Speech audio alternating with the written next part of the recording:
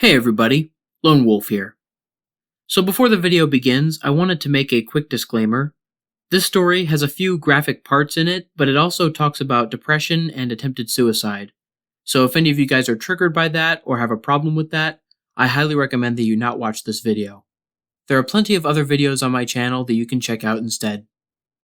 With that being said, I hope you guys enjoy part 2 of NoEnd House.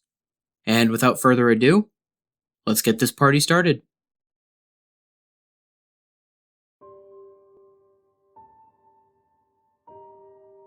It had been 3 weeks since I heard any word from David. In the 6 months since we started dating, we'd only gone 3 days without talking, and that was after a pretty intense fight. There was nothing out of the ordinary when I talked to him last. He had just mentioned that he was going to check something out that a friend had told him about. But then I got a really weird text the night before. It was from David, but it wasn't from his number. It only had 5 words in it. No end. Don't come. David. Something was wrong. After I read the text, I felt nauseous, like I was seeing something I shouldn't. I decided to get a hold of Peter, but I had talked to this ass before. He was a deadbeat, but at least he might have some information on where David might be. I decided to log into AIM with David's account.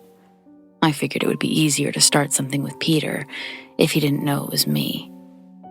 When I logged on, he immediately messaged me. David? Holy crap, you had me worried. I thought you went to the house. What do you mean? NoEnd House, man. That place I told you about. I could have sworn you were gonna go. NoEnd. This guy knew what was going on. Yeah, I actually couldn't find it. Maybe I'll try again tomorrow. Where was it again? No way, you already have me worried. Damn that place. I've been there. You do not want to go there. Peter, this is Maggie. Wait, what? Where's David? I don't know. I thought you would know, but apparently not. Oh, crap. Oh, no. What? Seriously, Peter, you need to tell me what's going on. I think he went to the house. It's outside of town, maybe 4 miles down Turn Street. Unmarked road, turn right. Damn it, man, he's gone. No, I don't think he is. What are you planning on doing? I'm going to get him back. I left the next night at around 8. There wasn't a single car the entire trip. And as I turned onto the unmarked street, I saw a sign pointing down the road. No end, this way. Open 24 hours. My breathing hadn't been steady since I left my house, and seeing the house didn't help. There weren't any other cars around, which made me think that it wasn't open. A light from the front stoop illuminated the surrounding area, and the windows showed that lights were on inside. I parked my car, walked up to the front, and made my way in. The front lobby was normal enough, but as I predicted, there wasn't anyone there. All the lights were on, but no one was there. Besides the door that I came through, there was only one other. Posted next to it was another sign. Room 1, this way. 8 more follow. Reach the end, and you win. That wasn't what made my stomach sink. That wasn't what made my heart stop. There was more below, scrawled and handwritten in red. You won't save him. I must have stood in the lobby for an hour. I was frozen. I didn't know how to go on. Did I go through the door? Did I call the police? After reading the sign, I decided that I may have bit off more than I could chew. I'm average height for a girl, but pretty thin. I wasn't about to fight off some psycho that was holding David hostage. I decided calling the cops was the best thing to do, so I reached in my pocket and opened my phone to call. No service. The house must be blocking the signal, and it was basically in the middle of nowhere. I walked toward the entrance, figuring I'd find service outside. I reached to the knob and twisted, and nothing. It was locked. I shook it harder. Nothing. It was locked from the outside. I slammed my hands against the door and called out to anyone that could hear me. I knew it was useless. No one was out here, except me. Then I felt a vibrate in my pocket. I reached down and looked at my phone. One unread text. At first, I was really glad I had service. I was saved. Maybe the text was from David, that he was all right. It was from a different number. One I didn't have in my phone. I pressed open and nearly dropped the phone. You can't save yourself either. My entire body was shaking. I wanted to pass out. I was stuck there. A cell phone with no service, in a room with no exit. My eyes scanned the room and landed on the door across the room. A gold 1 was mounted on the front. It looked like a room door in a hotel. The ground felt far away as I walked closer to the door. In a few moments, I was within inches of it, and I placed my head against the wood and listened.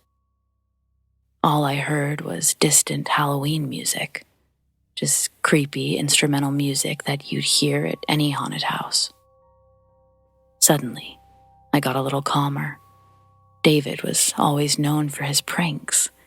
He would tell me about these elaborate setups he and his friends would make for the new players on the soccer team. Somehow, a smile found its way to my face, and I opened the door without fear.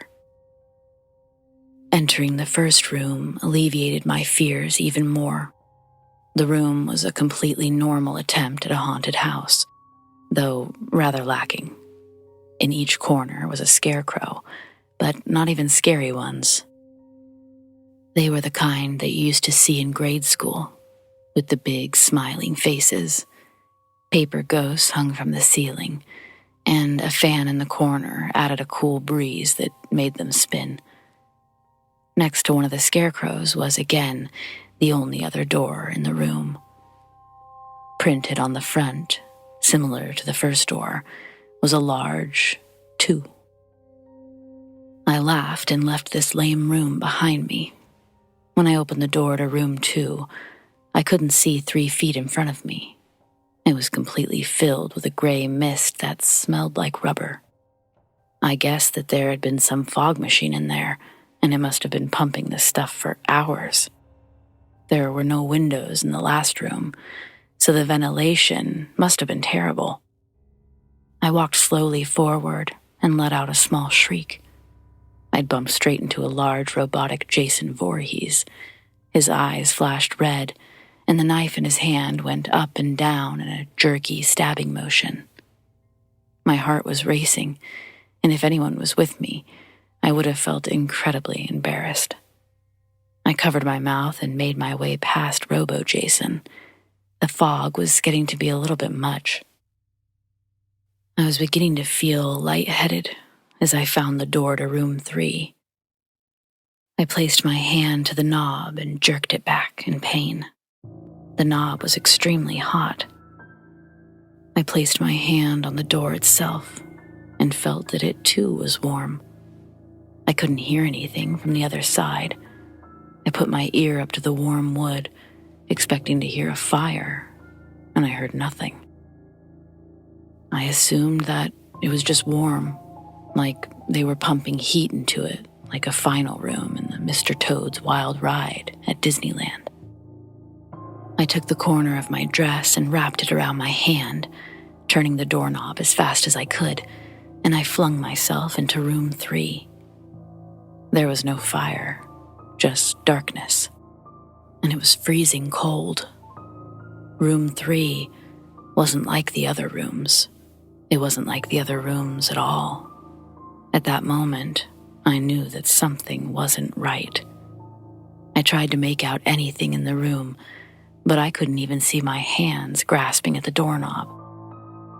That now wasn't there. I was trapped. I must have been turned around in the darkness. Even though I didn't move once I entered, I must have gotten turned around. At that moment, a light on the ceiling flashed on. A single spotlight pointing directly down, illuminating a small table, and on this small table was a flashlight. Even though I couldn't really see where I was going, I moved forward. The light on the ceiling was enough to make my way to the table. As I reached for the flashlight, I noticed a small tag attached to the handle. To Maggie, from management. The moment I finished reading, the light above me turned off, and I was again left in the dark. I fumbled with the flashlight for a second before I was able to turn it on. From what seemed like every direction, a low and rumbling hum surrounded me. My heart was pounding, and I started to spin in place, darting the beam of the flashlight all around me. There was nothing in the room, but after a while, I noticed something terrifying. It could have been my imagination, but I could see a figure dart away at the last second, whenever the beam of light would hit. I began to panic. I started backing away from the small table, unsure which direction I was going. The hum was getting louder, and I was starting to feel the presence of whatever it was that was dodging the light. My hands shook wildly as I frantically shined the light in whatever direction I could think of. It was always there, just barely escaping back into the darkness every time. But it was getting closer. My eyes started to well up with tears. I thought I was going to drop the flashlight. I was shaking so badly until I saw it. The light set directly on a small number 4. It was written on a piece of paper and taped to a wooden door in the corner. I ran as fast as I could with the flashlight pointing directly in front of me. I could feel it behind me. The hum was getting louder, and I thought I felt its breath on my neck. I was sprinting at this point, only a few more feet to go. In one motion, I grabbed the handle, twisted, and slammed it shut behind me. I was now in the 4th room. I was outside. I wasn't in a house anymore. What awaited me after opening the door to room 4 was what looked like a cave. I looked down to the ground, and I noticed something strange and disturbing. The ground wasn't made of grass or rock or dirt. It was wood paneling. It was the same floor as the previous rooms. This was room 4. Somehow, I was still in that house. There were a few torches mounted to the side of a rock that was surrounding me, and the cave beyond was pitch black. The torches looked like they'd been taken down, so I walked over to the closest one and unsheathed it from its mounting piece. My body was covered in sweat, and I slowly made my way into the cave. The hum was gone, hopefully for good. No other noise met me inside the cave, but there was a slight breeze. The cave, it seemed to go on forever. And I was walking for what felt like hours, until I saw a faint blue light. I walked towards it, cautiously but at a decent pace. The light was an opening, the end of the tunnel. I started walking a little faster. I always hated cramped spaces like caves and tunnels. In a few moments, the exit was within feet, and before I knew it, I was at the end. And that's exactly where I was, the end. At the exit of the cave, the ground dropped off to a cliff. There was no other way to go. I looked back into the dark cave behind me. I knew that there weren't any turns. It was a straight tunnel. I turned and looked down over the edge. What I saw made my stomach turn worse than it ever did before. What I saw was an ocean. Water all around with nothing else in sight. The drop must have been 100 feet, with a small rock formation at the bottom. After a few seconds of studying the rocks, my stomach turned more than I thought possible, and my body broke into a fresh sweat. The rocks formed a number. The rocks formed a 5. I stood up and backed away from the edge. I hated heights. I was stopped by the wall that shouldn't have been there. I turned around and was met with a terrifying sight. The cave was gone. I was face to face with a solid stone wall, the side of whatever mountain this was. I had to keep telling myself that I was still in the NoEnd House. I didn't leave. Clearly, this isn't an actual mountain, but it felt so real. I turned back and looked over the cliff again. There was no way. This house has been pretty messed up before now, but I was outside for God's sake. And what it expected me to do now was just too much. I knew what those rocks down there meant. That was the entrance to room 5. There were no stairs leading down, no other path to use. I was trapped again. The house wanted me to jump.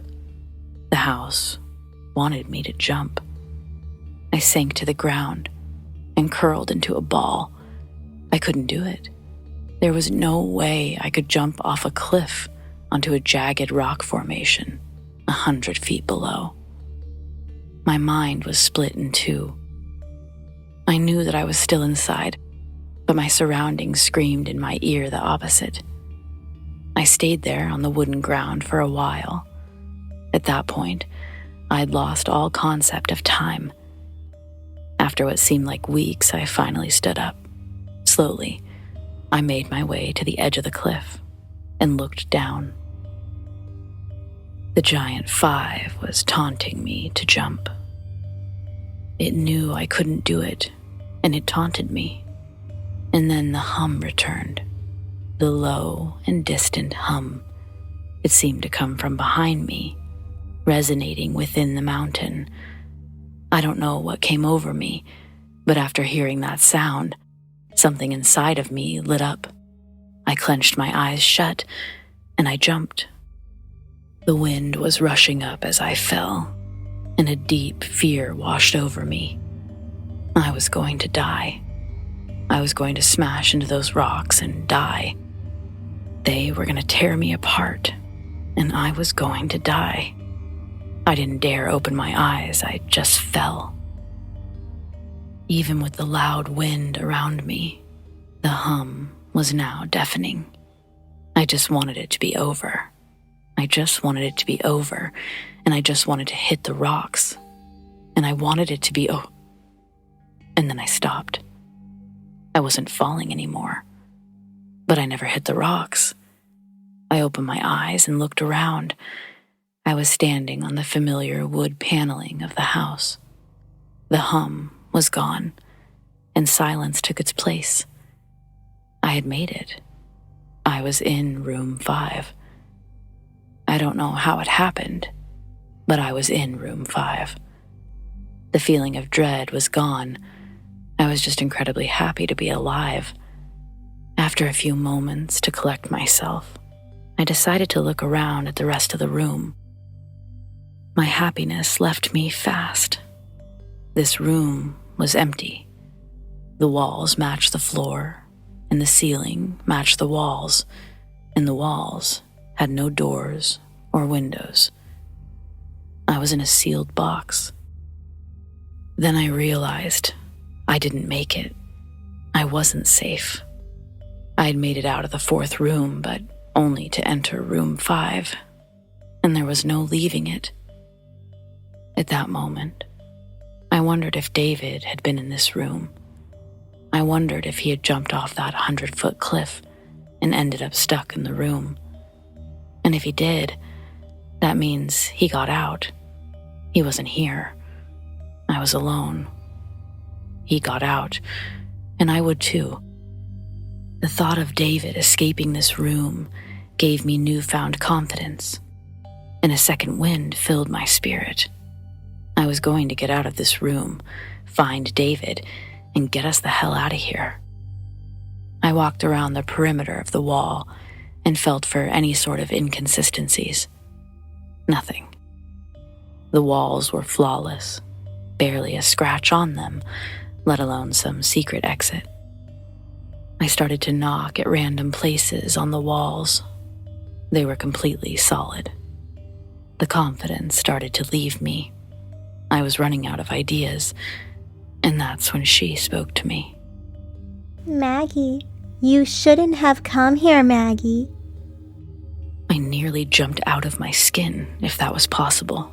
I was still facing the wall, and the voice had come from the middle of the room. The voice was that of a little girl.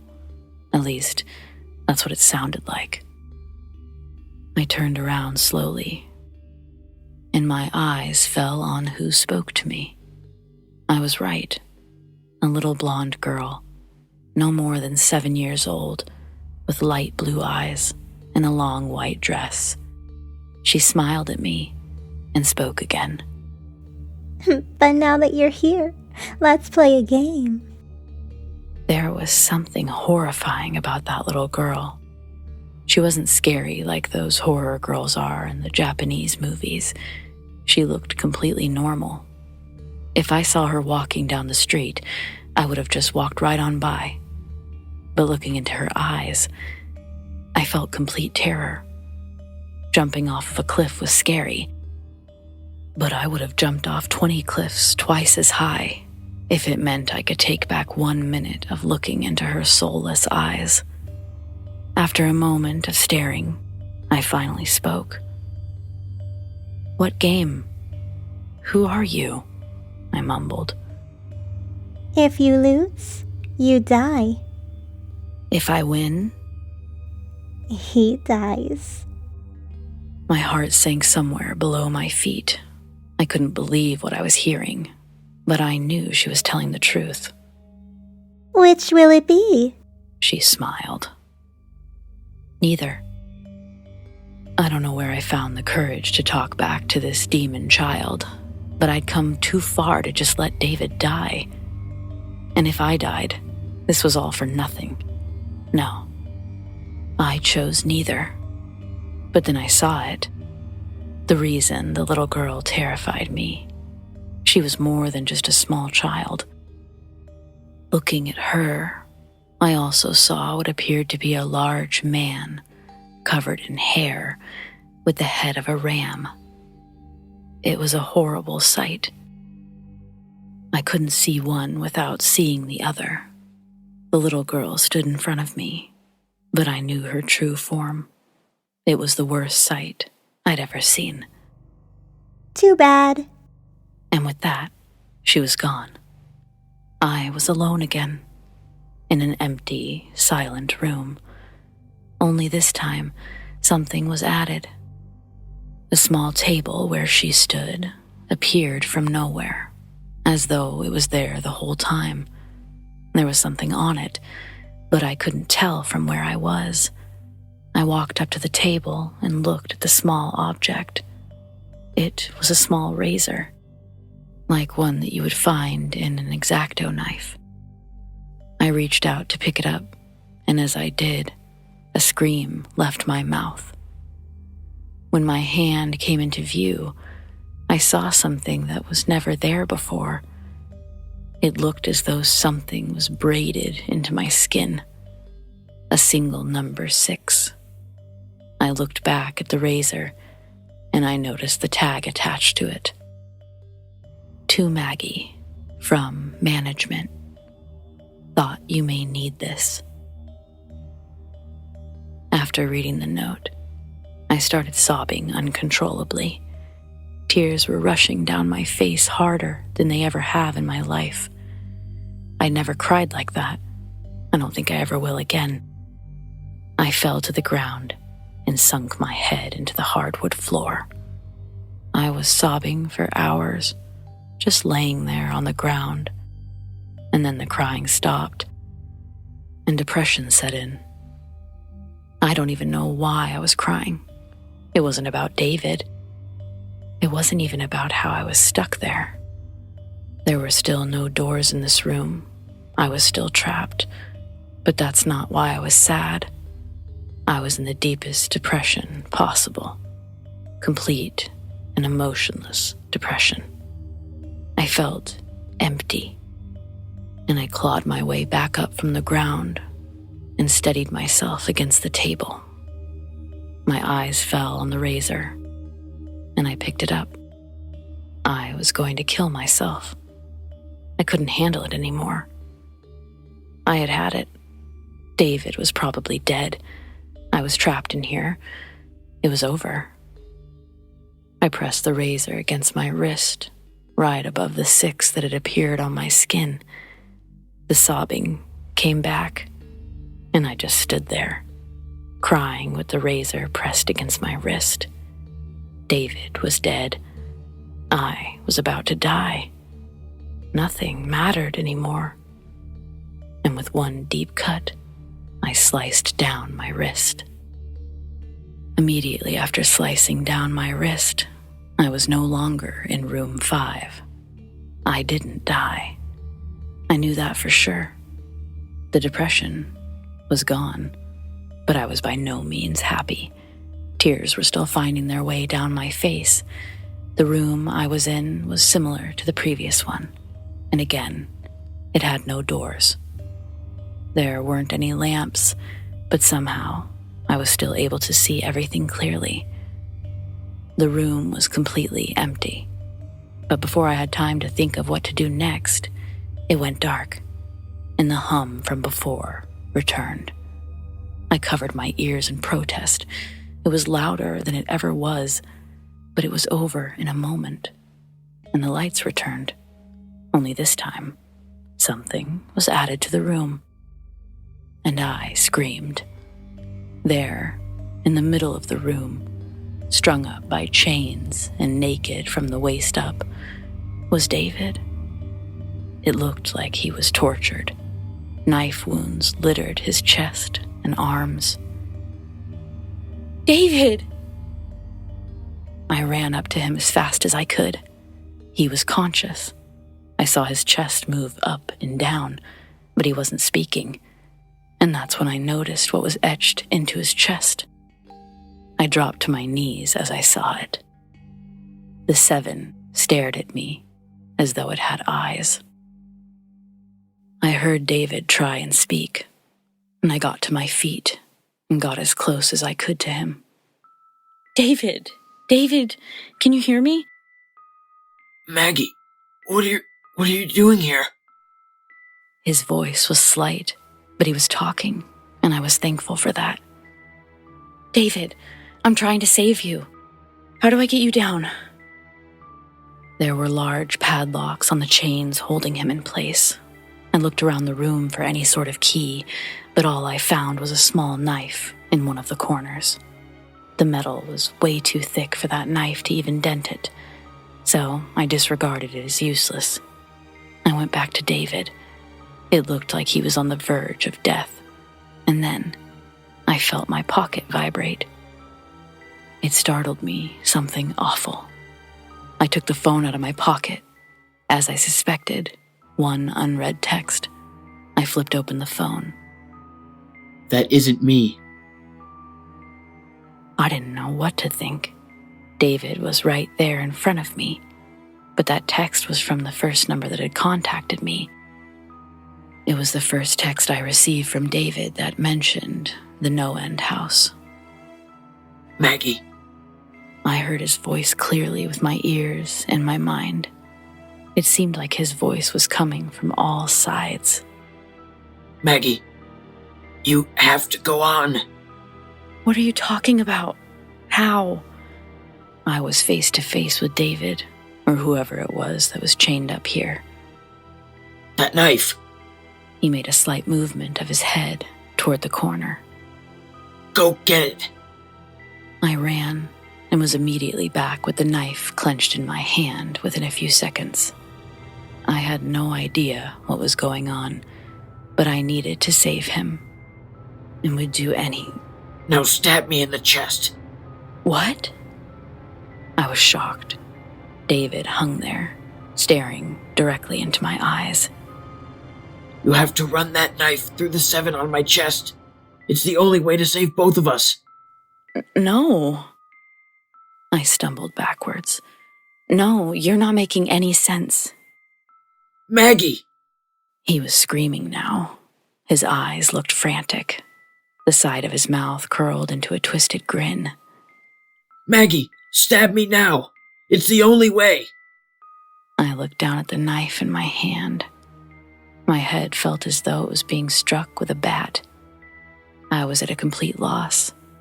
I clenched my eyes shut tight, and I felt the knife in my hand. Maggie! And with a scream and a thrust, I stabbed the knife into David's chest. I don't know what came over me. I just knew it was the only way. I opened my eyes and saw his face. It was terrified. Tears slid down his cheeks, and David looked me in the eyes. Why did you do that? He couldn't fool me. I knew that wasn't David. It couldn't have been, or else I wouldn't have been able to stab him. I know it wasn't. I know it wasn't. His eyes rolled back as the life left him. But that's when it changed. The 7 on his body was gone. The blood dripped down onto the ground, into a pool below me. The crimson liquid stretched out in every direction. The circle nearly filled the room, and I began to sink. I tried to move, but I couldn't. It was like quicksand. The blood was up to my knees now. As much as I tried to struggle, I just sank deeper, up to my chest now. I clawed and scratched at the wood around me. The lifeless body of David hung above, his head facing me, smiling. The blood reached my neck. I was beyond terrified. Before long, I was fully submerged and fell into darkness. When I woke up, I was outside the house. I could feel the cold earth below me. I rolled onto my back and looked up at the night sky. The NoEnd House towered above me, complete with my car parked in the same spot. I wasn't sure whether I should laugh or cry. I was out. I was out. I was out. I was out. I got up and I dusted off my pants, my body still shaking as I walked to my car, but a feeling of uneasiness washed over me. There was no way I escaped. The house wouldn't just let me go. Something wasn't right. I knew it. I knew I didn't kill David in the 6th room. I knew I didn't. But he was nowhere to be found. I reached down into my pocket and took out my phone. No unread messages, but I had service. I flipped it open and I began to text David. "Where are you?" I wrote. Within a second of sending it, I got a reply. I pressed open excitedly. Room 10. Your room 7. Run. And the deafening hum returned. I bolted. I didn't know where I was going, but I knew I wasn't outside. I was still in the house. The hum rattled everything around me. It shook the trees and the air itself. I just needed to find an 8. I needed to find the next room. That was my only chance. I needed to find room 8. The first few rooms were obvious, but as I progressed, it was getting less and less clear where the rooms started and ended. I had no idea what I was looking for, anything that had a number on it. I needed to find an 8. I needed to find an 8. I needed to find... Unread text. Your address. What the hell did he mean? My address? I slid the phone back into my pocket. The hum was growing louder and louder, and that's when it hit me. My address. My address. My address. It couldn't be. It couldn't be. 4896 Forest Lane. Unit 8. I slammed into my car and I flung the door open.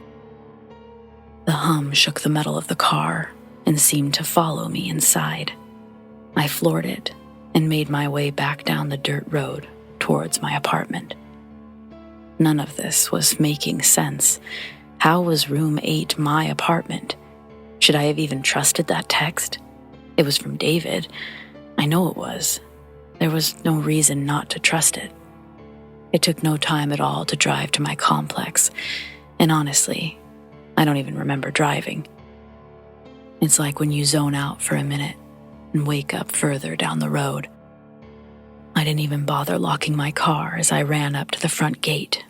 My hands fumbled with the keys as I unlocked the bolt and made my way into the first hallway on the left.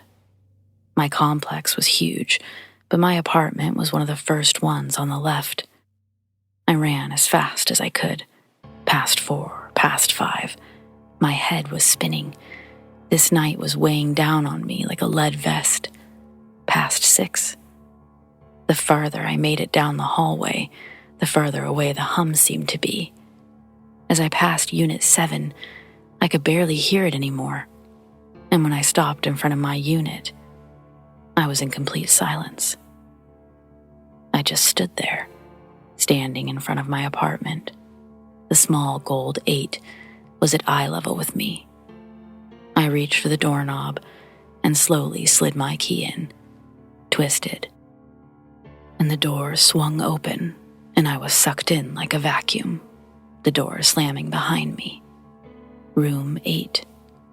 I got up off the floor and I looked around. It was identical to my apartment.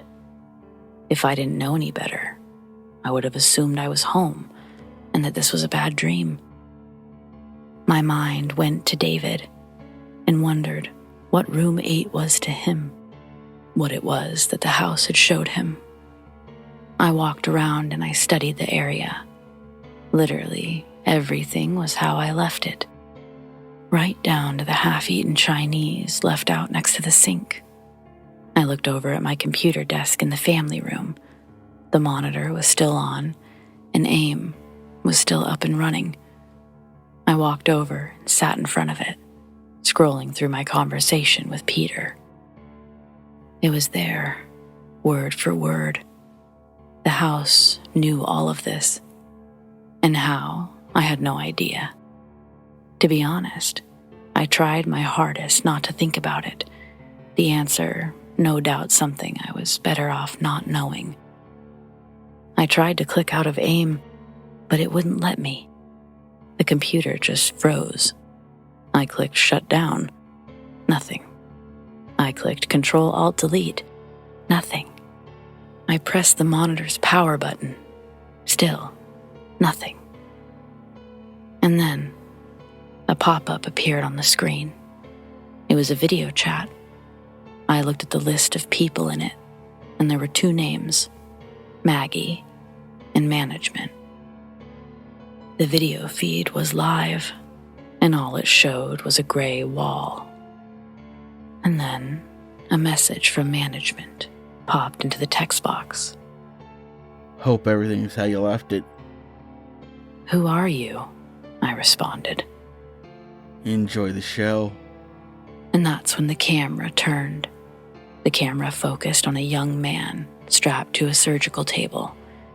He was completely naked and sobbing quietly to himself.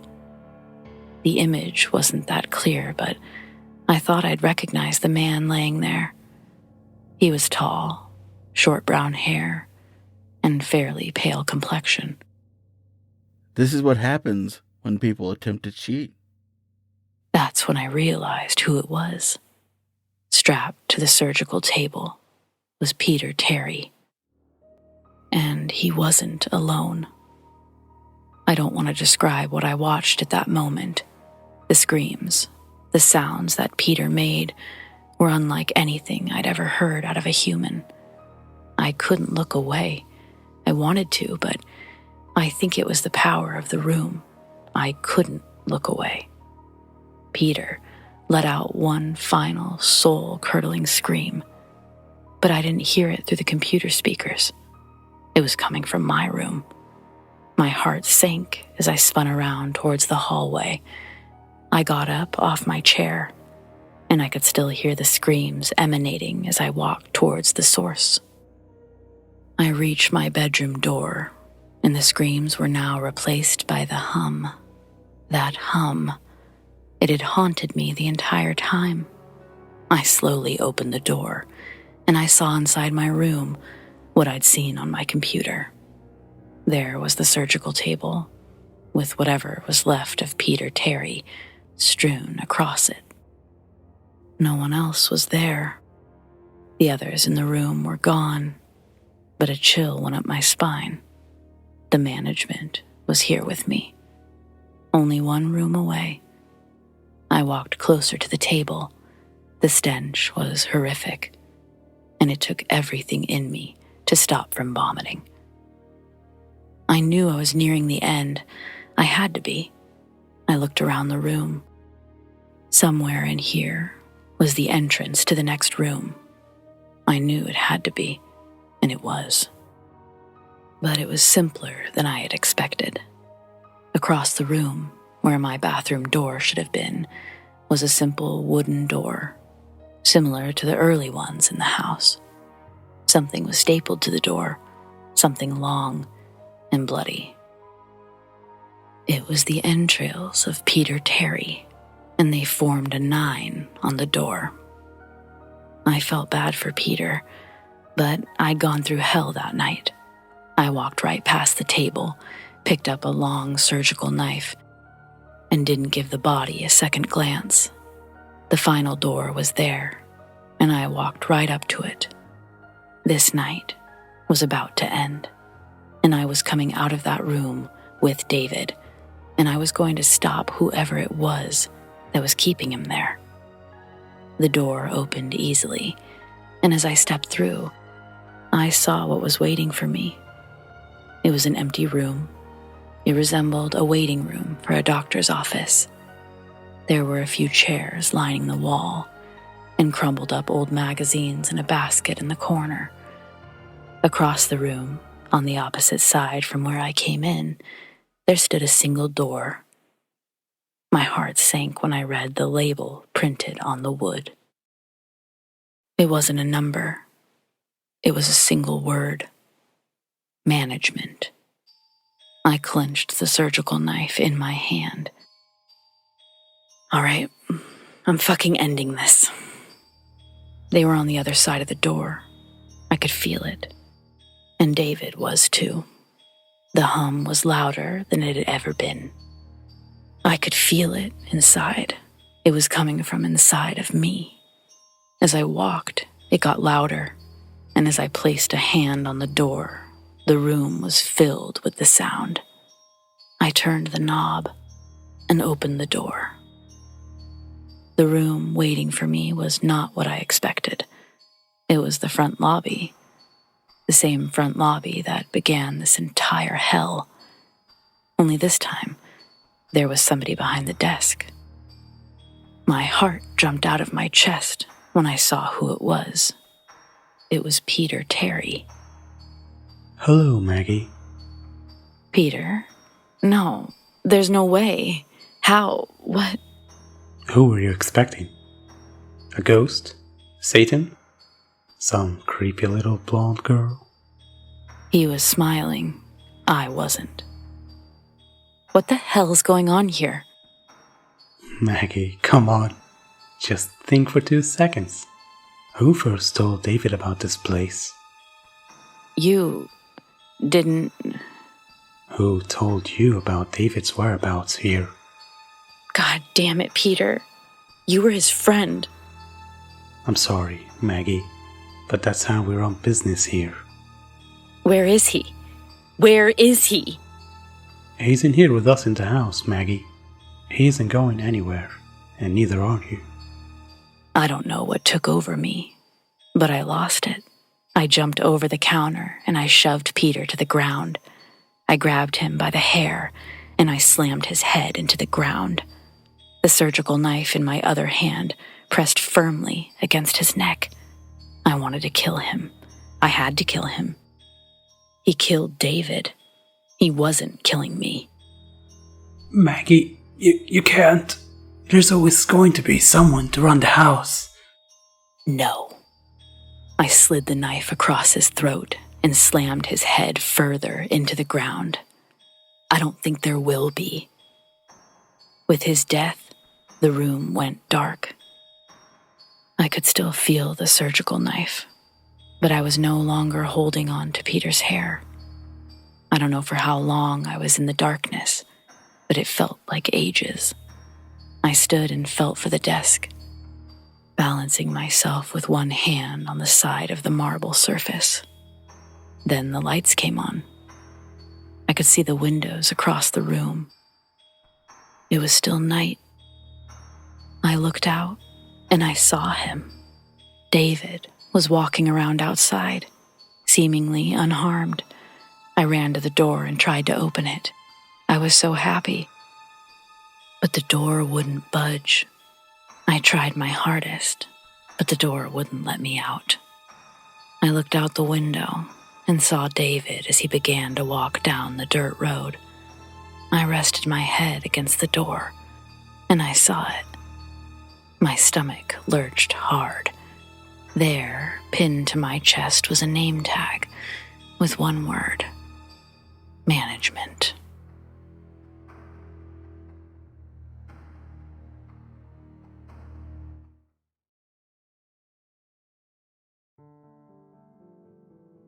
What's up, everybody? This is the Lone Wolf here. Thank you so much for listening.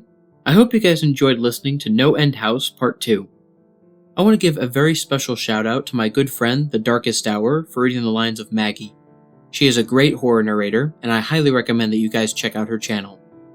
I also want to give a special shout out to Danie Dreadful for reading the lines of the little girl, Detective Creepypasta for reading the lines of Peter, and PA Nightmares for reading the lines of management. There will be links to all 4 of my guests' channels in the description below for those of you who want to check them out. Anyways, for those of you new to my channel, please consider liking, sharing, and subscribing if you enjoyed the video. Hit the bell for notifications and join the Lone Wolf Pack. If any of you guys have a personal story or recommendation for me, or you just want to talk, there will be a link to my email, Twitter, Discord server, and Instagram in the description. There will also be links in the description for all of the music artists that I used in this video, along with each individual track that I used for those of you interested in the music. And last but certainly not least, if any of you guys have any ideas or tips for me to make my videos even better, please leave me a comment or send me a direct message. Until next time, stay spooky. And remember, the hunt begins when the moon is full. See you soon.